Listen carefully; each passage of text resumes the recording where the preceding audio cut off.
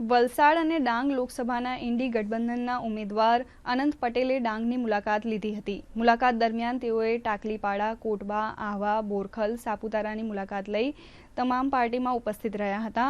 કોટબામાં નાની બાળકીએ આદિવાસી પહેરવેશમાં અનંત પટેલનું સ્વાગત કર્યું હતું।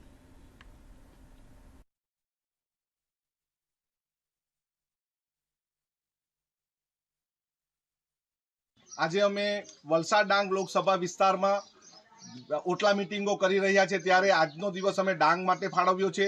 સવારથી ડાંગ વિસ્તારમાં જુદા જુદી જગ્યાએ મુલાકાતો કરી, જુદા જુદા કાર્યકર્તાઓને મળ્યા।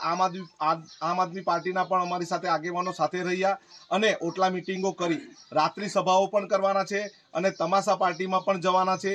ખૂબ ઉત્સાહ ડાંગના યુવાનોમાં છે, મહિલાઓમાં છે, આગેવાનોમાં છે અને જુદા જુદા કાર્યકર્તાઓમાં જોમ જુસ્સો છે અને અમે આવનારા સમયમાં ઇન્ડિયા ગઠબંધનની સરકાર બનાવીશું।